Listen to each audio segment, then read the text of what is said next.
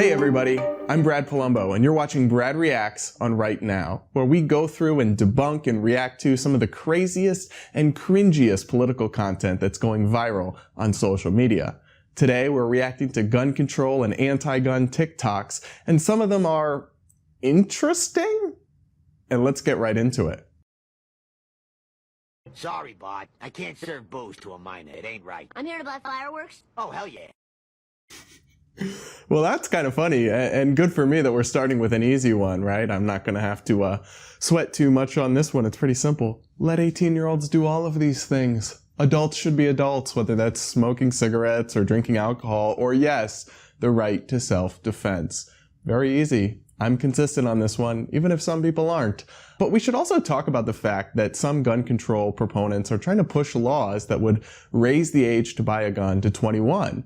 And that is just absolutely unacceptable. If something is a constitutional right, like freedom of speech, you can't say that 19 and 20-year-old adults just don't get that right yet.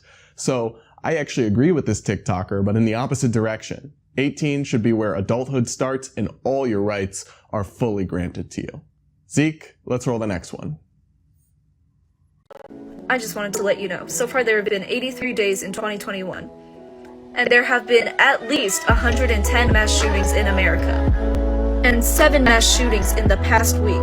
You know you live in America when your normal is multiple mass shootings in a week. Yeah, this is the kind of content that you see everywhere online from gun control circles, and it really bothers me because it is so serious and it is so grave when we're talking about mass shootings. These are tragedies that nobody supports, that everyone finds just shattering and heartbreaking. But these people, I mean, does that sound right to you? Really? I mean, this video is from March 2021, and they're telling us that we had 110 mass shootings in 83 days. Does that pass the smell test? Because it shouldn't. But unfortunately, it's not just TikTokers that do this, right? All the way to CNN, you'll get these misleading reports about an insane number of mass shootings. But the way they do this is a good example of how media spin can be technically true, but highly misleading. When we talk about mass shootings, we think of terrible tragedies like the Pulse massacre at a nightclub, like the Parkland shooting at a high school. We think about school shootings, mass shootings, these terrible events that are seared into the public consciousness. When they talk about mass shootings in this context to fudge their statistics, to scare people, they're literally defining any event where 2 people or more were shot. So that counts any, drive-by gang shooting in a city somewhere is a mass shooting under this rhetoric. So it can get you a statistic that is, I guess, technically true, but totally misleads the public. And that is something that if you're pushing for gun control, if you hate guns, fair enough, but don't basically lie to people with distorted statistics to do it. Zeke, let's head to the next one. Let's play this new game I invented called Guess That Country. Question 1. Which country in 2019 had more deaths due to gun violence than Singapore, Japan, China, South Korea, the United Kingdom, Indonesia, Iceland, Romania, and Norway combined? Correct. The United States. Question 2. Which country from the year 2014 to 2019 has lost over 21,000 individuals, only ranging from the age of 0 to 17? Correct. The United States. Question number 3. In the last 8 years, which country has had 106 mass shootings? You guessed it. Us. In 1996, a gunman in Port Arthur, Australia, killed 35 individuals. After that, the government implicated a buyback system where over 650,000 weapons were turned in. After the stricter gun laws were implicated, the country saw over a 50% decrease in gun violence deaths. Gun control does not mean you don't get your guns anymore. Gun control means background checks, mental health checks, making it harder for somebody to walk into a school with a fully automatic assault rifle with an extended clip. When will lives be more important than guns? Oh God, that's the kind of thing that you just see all over anti-gun TikTok and social media, and it bothers me for so many reasons. There's literally so many things that are wrong or misleading or distorted in that video that I don't know where to start. I could be here all day. But first, number one, anytime you hear statistics that say things like gun violence or gun deaths, immediately your red flag should go up, because those statistics include things like suicides. Overwhelmingly, suicides, gun deaths count suicides. Now, suicides are tragic. They're terrible. We should do everything we can to stop them, but they're not what we're talking about when we're talking about gun control and mass shootings. And so people who use those statistics, they're being misleading, whether they know it or not. What we should really be talking about is gun homicides, but not even just gun homicides, because that doesn't make any sense, right? Guns and murder in general, it's a type of crime that is substitutable. If somebody is killed in another country where they don't have guns, but they're killed with a knife, that country isn't any safer. So we should be comparing countries for their crime rates and their homicide rates, not just looking at misleading total deaths involving guns. Because a lot of those deaths, unfortunate and as tragic as every suicide may be, right, they would have occurred in another way, and they don't really have anything to do with guns. The other thing that's really bothersome here is you always hear this comparison to Australia.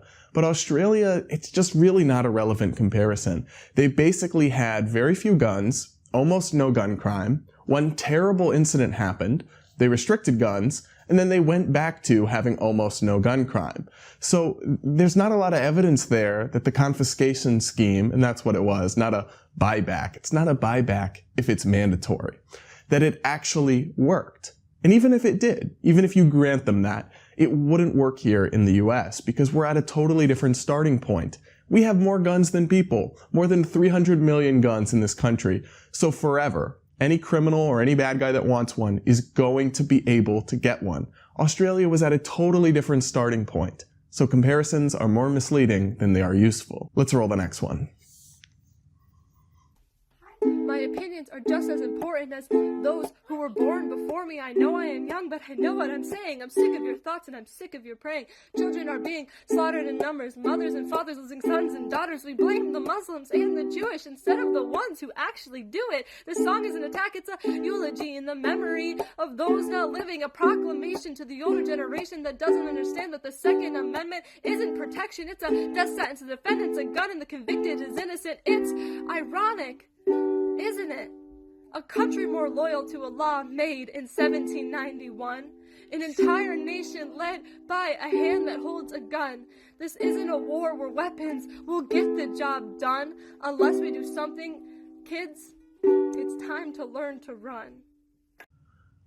This kind of stuff really bugs me. And just so you know, I'm not picking some like crazy random person that just posted something on the internet. This TikTok had more than 1 million likes. Right? This is what Gen Z and young people are being exposed to. And it's really sad because the person in this video is obviously genuinely scared.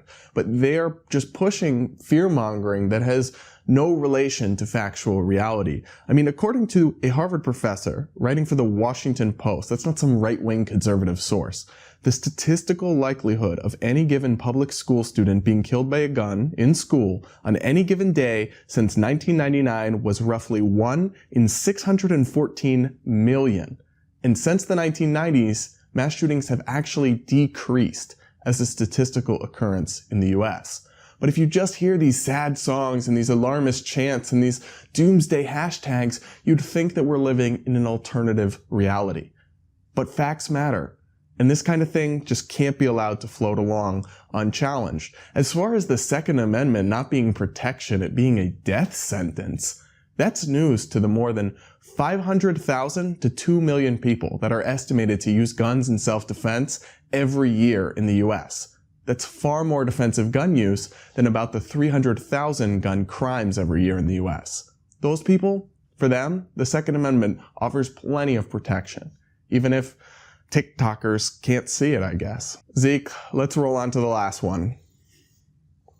Thought for you. Can you imagine what would happen if we regulated guns the way we regulate abortion? I mean, just hear me out, okay? If every time a person went to buy a gun, they had to be screened by a third-party therapist, make sure they're not like mentally ill, disturbed, or, on the edge of snapping. And they got a background check of criminal history to make sure that they don't, say have a history of committing hate crimes or violent crimes of any nature. Before they even get their hands on a gun, they have to see a slideshow of pictures and video of children who are killed by guns, both accidentally and in school shootings, bloody bullet holes. And then, before they can keep their gun, they have to sign a consent form saying that by legally purchasing this firearm, you are taking responsibility for anyone who dies from a shot.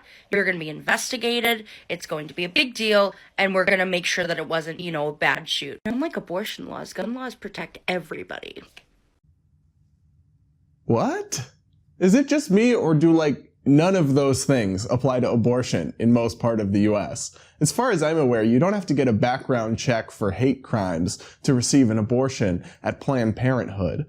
But also, it's just I hate this tendency that people have to make every argument about another argument. Abortion is a distinct, complex issue, totally separate from gun control and gun violence. And the two, just conflating the two, it's just cheap political points, but it doesn't make any sense. I mean, they'd have you think, right now actually, under federal law, every federally licensed gun dealer is required to run a background check anytime a gun is sold at their store. So 87% of gun purchases already include a background check. But they'd make you think that you can just walk down the street and just leave with a gun willy-nilly. But you just can't.